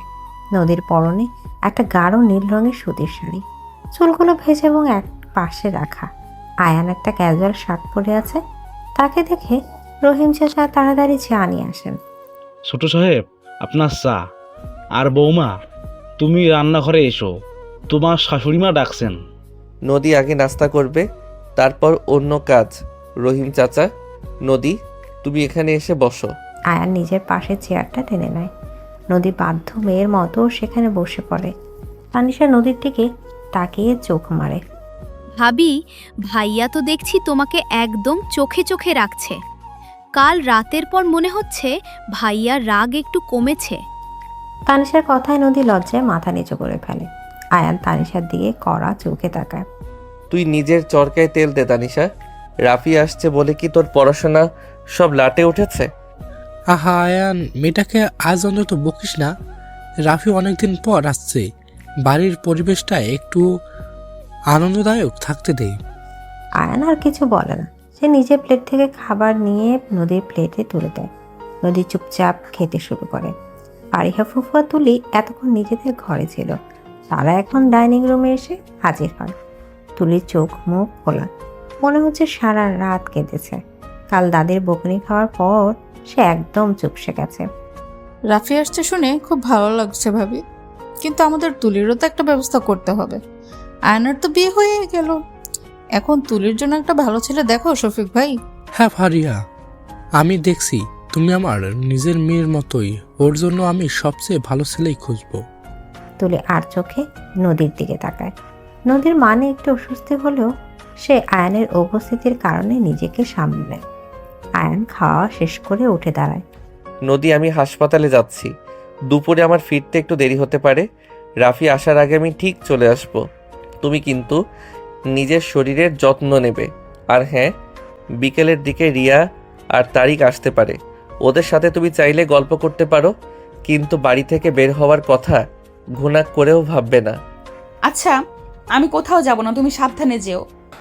আয়ান চলে যাওয়ার পর নদীর রান্নাঘরে গিয়ে সালমা বেগমকে সাহায্য করতে শুরু করে।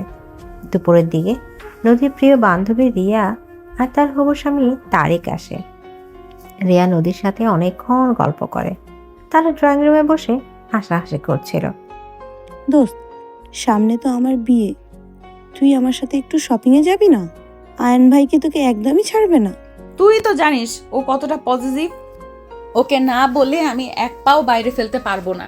তুই বরং বিকেলে ও ফিরলে ওকে একটু বলে দেখ। আয়ান ভাই আসলে তোমাকে খুব ভালোবাসেন নদী। আমি কাল ওনার সাথে কথা বলে বুঝতে পেরেছি, উনি বাইরে থেকে যতটা গম্ভীর, ভেতরে ভেতরে ততটাই ইমোশনাল। তারিকের কথায় নদী মুচকি হাসে। সে জানে আয়ান তাকে কতটা ভালোবাসে। বিকেলের দিকে আয়ান হাসপাতাল থেকে ফেরে। সে ড্রয়িং রুমে এসে রিয়া আর তারিকের সাথে বসে। রিয়া একটু সাহস করে আয়ানকে শপিংয়ের কথা বলে। আয়ন ভাই, আগামী সপ্তাহে আমার আর তারিফের বিয়ে, শপিং। নদীকে একটু আমার সাথে যেতে দেবেন? আমরা খুব সাবধানে যাব আর তাড়াতাড়ি ফিরে আসবো। রিয়ার কথা শুনে আয়নের কপালে ভাঁজ গভীর হয়। সে নদীর দিকে তাকায়। নদীর চোখে একটা নীরব অনুরোধ। আয়ান একটা দীর্ঘশ্বাস ফেলে। ঠিক আছে রিয়া, নদী যেতে পারে, তবে একটা শর্ত আছে। নদী আমার গাড়িতে যাবে এবং আমার ড্রাইভার ওর সাথে সারাক্ষণ থাকবে। আর ও কখন কোথায় যাচ্ছে প্রতি ঘন্টার আপডেট আমাকে দিতে হবে। নদী যদি এর একটু এদিক ওদিক হয়, তবে আমি কিন্তু সোজা শপিং মলে গিয়ে ওকে তুলে নিয়ে আসবো। আচ্ছা ভাইয়া, আপনার সব শর্ত মঞ্জুর। অনেক অনেক ধন্যবাদ আপনাকে। রিয়া খুশিতে নদীকে জড়িয়ে ধরে। আইনের কঠোর শর্তগুলোর মাঝেও যে নদীর প্রতি তীব্র একটা কেয়ারিং লুকিয়ে আছে, সেটা রিয়াও আজ বেশ ভালোভাবে বুঝতে পারে। বিকেল 5টার দিকে রাফি বাড়িতে এসে পৌঁছায়। রাফি খুব স্মার্ট এবং অমায়িক একটা ছেলে।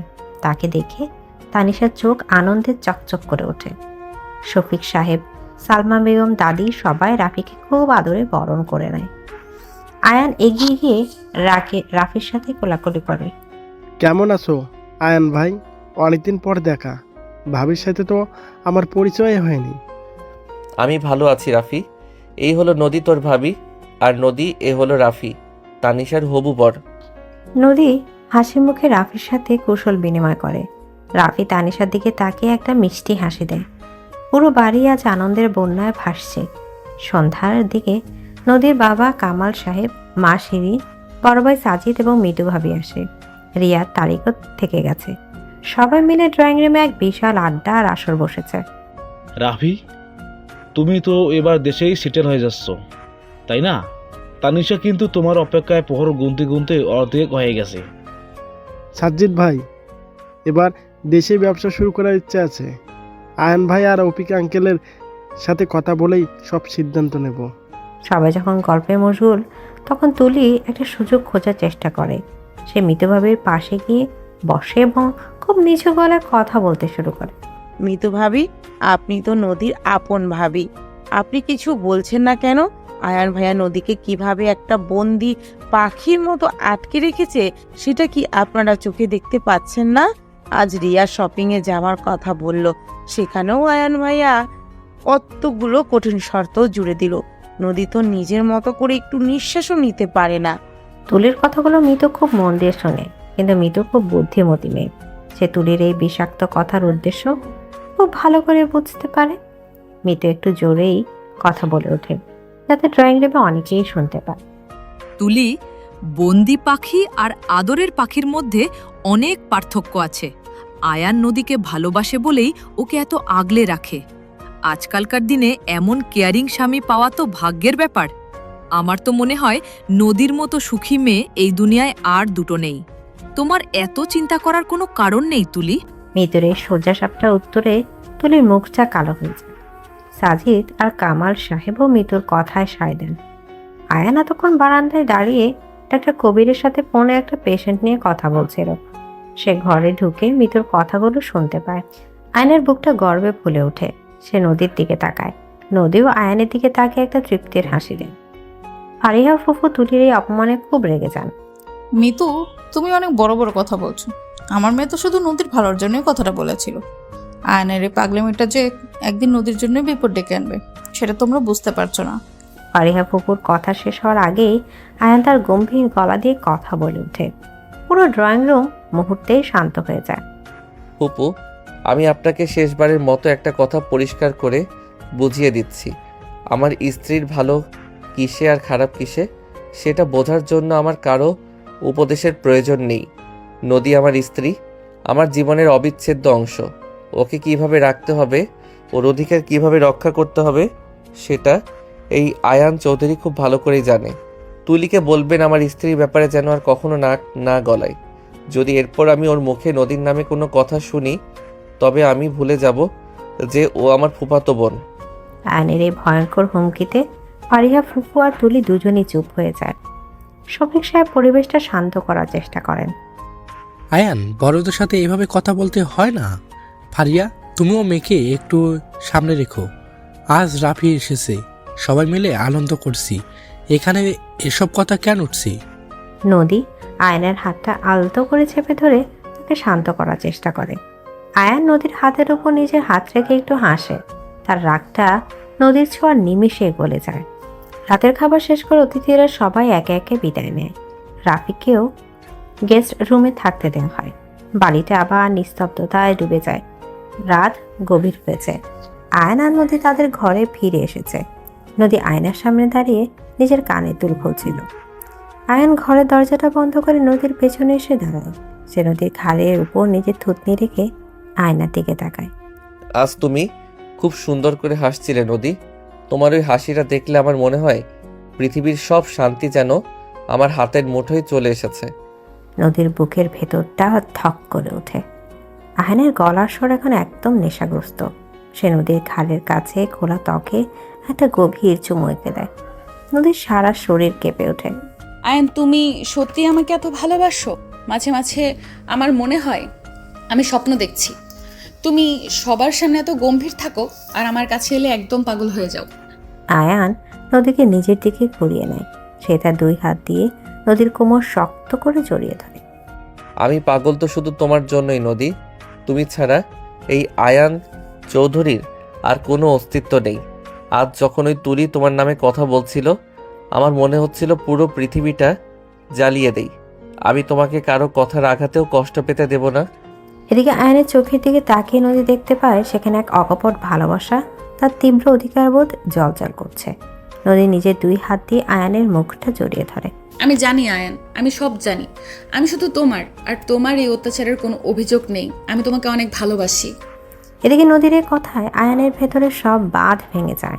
সে নদীর ঠোঁট দুটো প্রবল শক্তিতে দখল করে নেয়।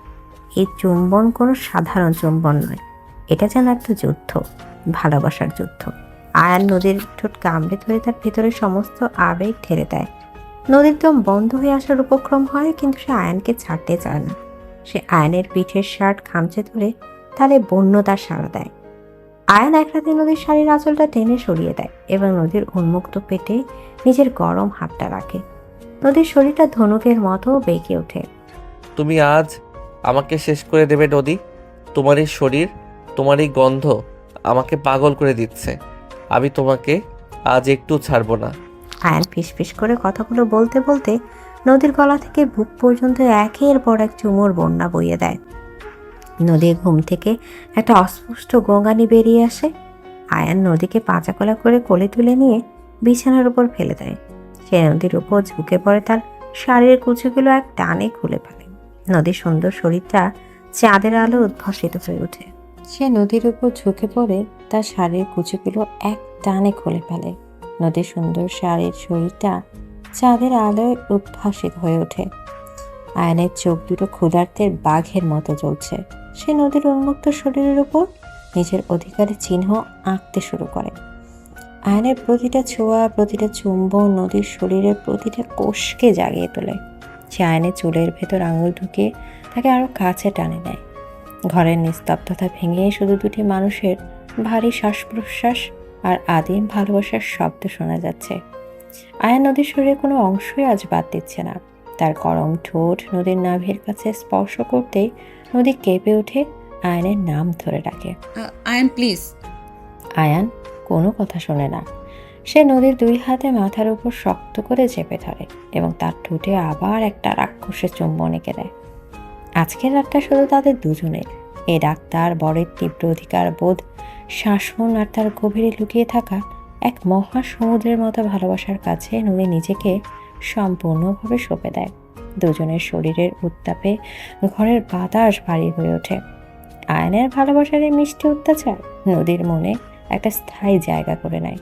সে বুঝতে পারে এই লোকটার রাগ আর শাসনের আড়ালেই তার জীবনের সবচেয়ে বড় সুখ লুকিয়ে আছে। এদিকে সকালে সোনালি রোদ জানালা ফাঁক গলে ঘরের ভেতর লুটিয়ে পড়েছে। চারপাশটা একদম শান্ত। আয়নের চওড়া বুকের উপর মাথা রেখে গভীর ঘুমে আচ্ছন্ন নদী। কাল রাতের মাথার করা ভালোবাসার পর নদীর শরীর রীতিমতো ক্লান্ত। আয়নের ঘুম আগেই ভেঙে গেছে। সে এক দৃষ্টিতে নদীর মায়াবী মুখের দিকে তাকিয়ে আছে। নদীর ঘাড়ের কাছে, গলা এবং উন্মুক্ত কাঁধে আয়নের ভালোবাসার স্পষ্ট লালচে দাগ ফুটে আছে। এ দাগগুলো আয়নের তীব্র অধিকার বোধের নীরব সাক্ষী। আয়ান খুব সন্তর্পণে নদীর কপালের উপর এসে পড়া অবাধ্য চুলগুলো সরিয়ে দেয়।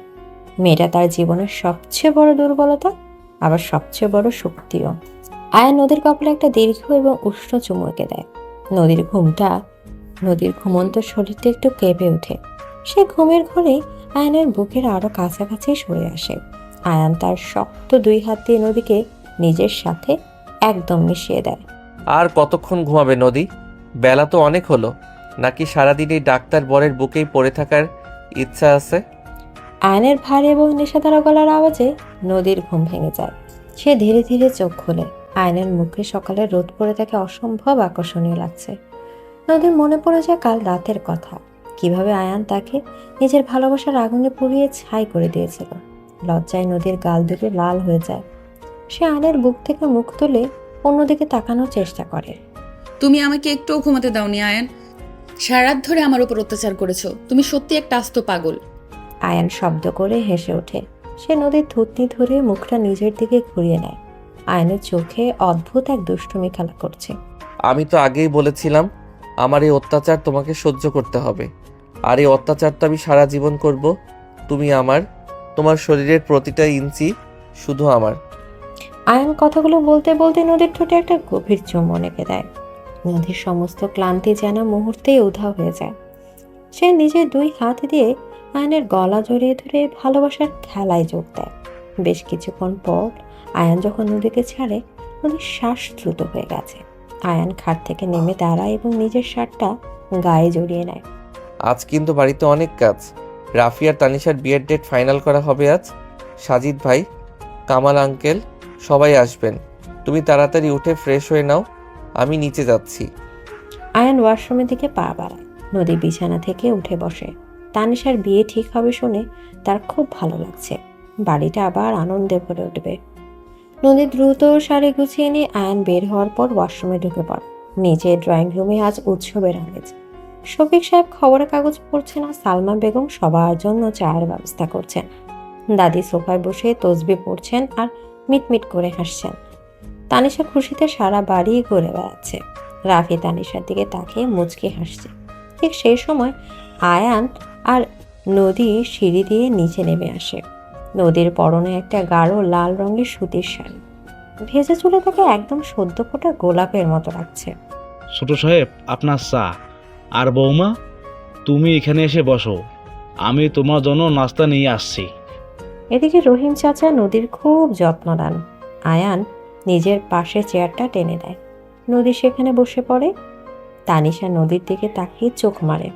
ভাবি, ভাইয়া তো দেখছি তোমাকে একদম চোখে চোখে রাখছে। তোমরা নিচে নামলেই মনে হয় পুরো বাড়িতে রোম্যান্স ছড়িয়ে পড়ে। তানিশার কথায় নদী লজ্জায় মাথা নিচু করে ফেলে। আয়ান তানিশার দিকে কড়া চোখে তাকায়। তুই নিজের চরকায় তেল দে তানিশা। রাফি এসেছে বলে কি তোর সব লাজ লজ্জা হাওয়া হয়ে গেছে? আহা আয়ান, মেয়েটাকে আজ অন্তত বকিস না। রাফি অনেকদিন পর দেশে ফিরেছে। আজ ওদের বিয়ের দিন ঠিক করা হবে। বাড়ির পরিবেশটা একটু আনন্দদায়ক থাকতে দে। আয়ান আর কিছু বলে না। সে নিজের প্লেট থেকে একটা মিষ্টি নিয়ে নদীর মুখের সামনে ধরে। নদী চুপচাপ সেটা খেয়ে নেয়। এমন সময় ফারিহা ফুফু আর তুলি ড্রয়িং রুমে আসে। তুলির চোখ মুখ ফোলা। কাল রাতের পর সে অনেক ভেবেছে। সে বুঝতে পারছে আয়ান আর নদীর মাঝে ঢোকার চেষ্টা করাটা তার জীবনের সবচেয়ে বড় ভুল ছিল। তুলি ধীর পায়ে নদীর সামনে এসে দাঁড়ায়। নদী, আমাকে মাফ করে দিও। আমি ঈর্ষার বশে তোমাকে অনেক কটু কথা বলেছি। আয়ান ভাইয়া তোমাকে কত ভালোবাসে সেটা আমি বুঝতে পারিনি। আমি সত্যি লজ্জিত। তুলির এই আকস্মিক ক্ষমা প্রার্থনায় সবাই অবাক হয়ে যায়।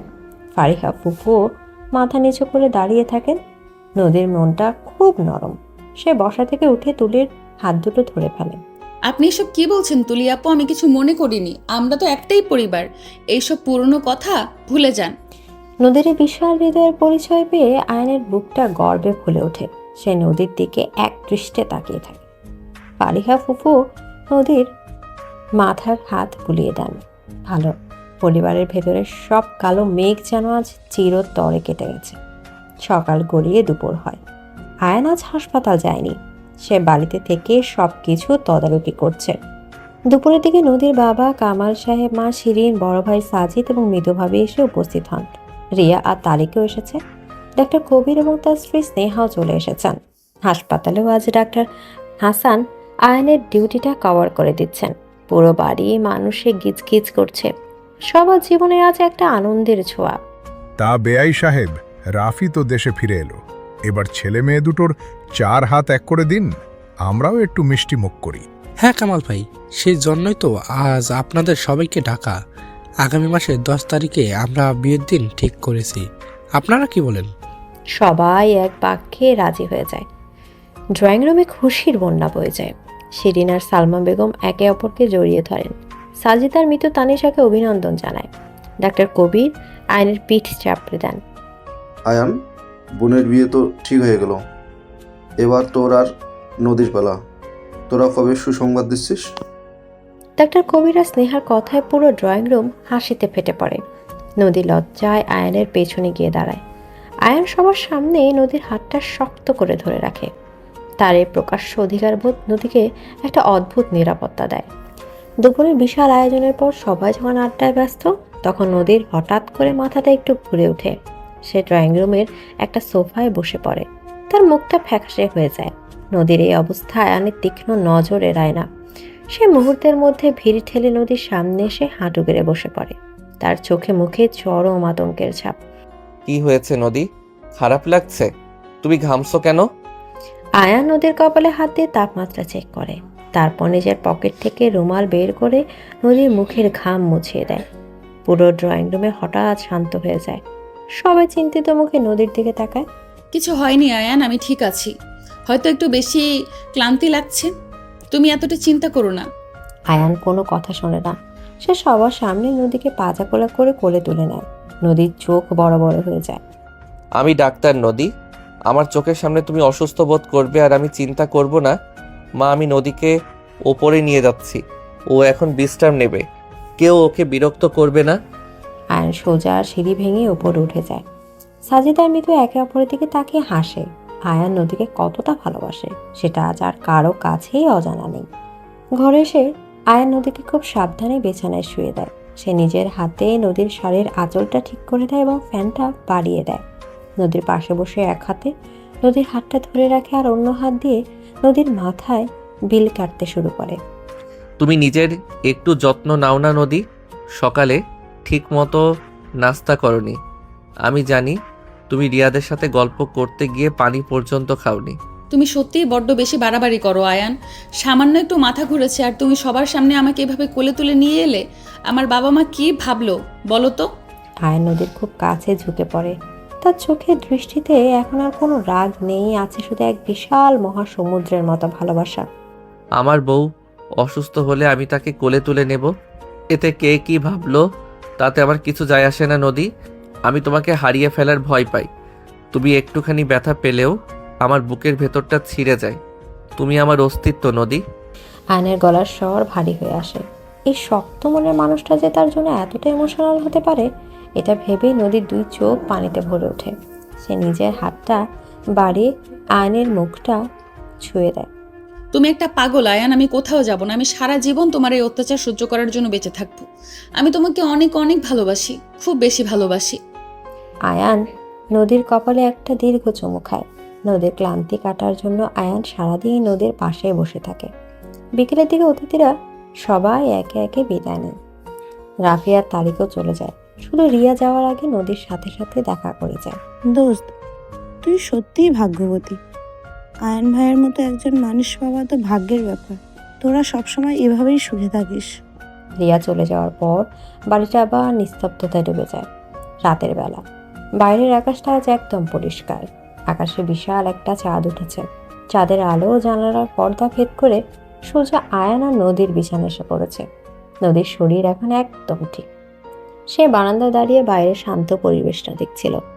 আয়ান ঘরের দরজাটা ভেতর থেকে আটকে দিয়ে ধীর পায়ে নদীর পেছনে এসে দাঁড়ায়। সে পেছন থেকে নিজের দুই হাত দিয়ে নদীর কোমর শক্ত করে জড়িয়ে ধরে এবং নদীর ঘাড়ে নিজের থুতনি রাখে। তুমি এখানে দাঁড়িয়ে আছো কেন নদী? তোমার এখনো বিশ্রামের প্রয়োজন। নদীর ঘাড়ে আয়ানের উষ্ণ নিঃশ্বাস পড়তেই নদীর সারা শরীর কেঁপে ওঠে। সে আয়ানের বুকের ওপর মাথা এলিয়ে দেয়। আমার কোনো বিশ্রাম লাগবে না আয়ান। তুমি পাশে থাকলে আমার সব ক্লান্তি এমনিতেই দূর হয়ে যায়।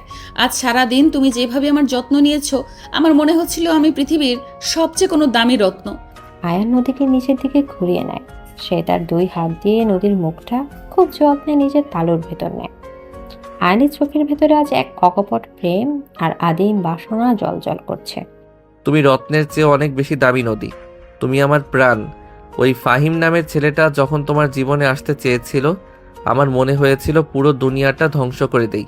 কিন্তু আজ আমার মনে কোনো ভয় নেই, কারণ আমি জানি তুমি শুধু আমার।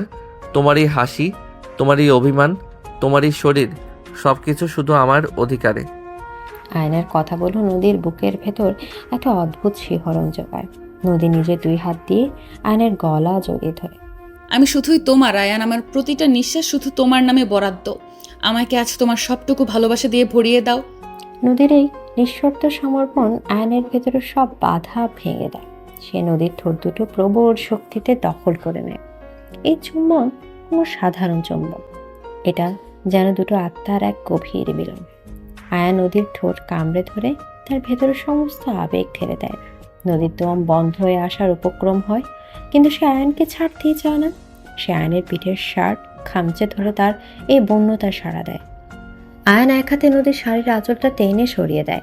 তার গরম হাতটা নদীর উন্মুক্ত পিঠের ওপর দিয়ে নিচে নেমে যায়। নদীর শরীরটা আয়নের আদরের ধনুকের মতো বেঁকে ওঠে। তুমি আমাকে পাগল করে দেবে নদী।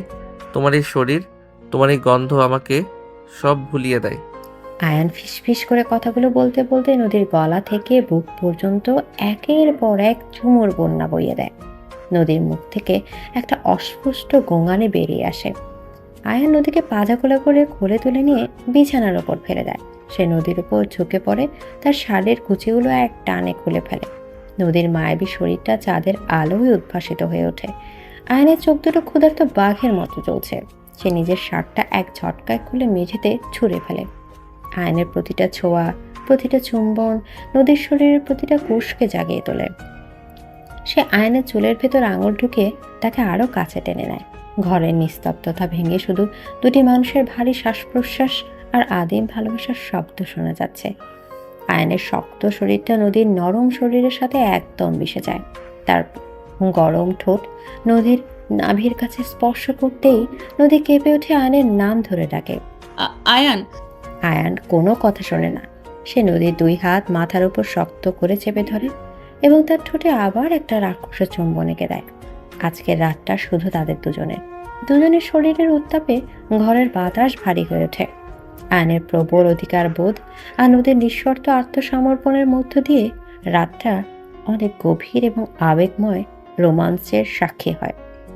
আয়নের ভালোবাসার এই তীব্র অত্যাচার নদীর শরীরের সুখের ঢেউ তুলে দেয়। ঘামের গন্ধে আর গভীর চুম্বনে দুটি শরীর এক হয়ে যায়। বেশ কিছুক্ষণ পর ক্লান্ত নদী আয়নের বুকের ওপর মাথা রাখে হাঁপাচ্ছে। আয়ান তাকে নিজের শক্ত হাতে জড়িয়ে ধরে আছে। নদীর কপালে একটা আলতো চুমু দিয়ে আয়ান মুচকে হাসে। দেখলে তো, আমার অত্যাচার থেকে তোমার কোনো মুক্তি নেই। আমি মুক্তি চাই না ডাক্তার সাহেব। এই অত্যাচারটুকু না থাকলে যে আমার দম বন্ধ হয়ে আসবে। দুজনেই খিলখিল করে হেসে ওঠে। চাঁদের আলোয় তাদের হাসি মুখ দুটো পৃথিবীর সবচেয়ে সুন্দর দৃশ্য বলে মনে হয়। পরিবারের সব ভুল বোঝাবুঝি শেষে, সব বাধা পেরিয়ে আয়ান আর নদীর এই ভালোবাসার সংসার এভাবেই আনন্দে ভরে থাকবে। ডাক্তার বলেন এই মিষ্টি অত্যাচার নদীর জীবনের সবচেয়ে বড় আশীর্বাদ হয়েই থেকে যাবে সারাটা জীবন।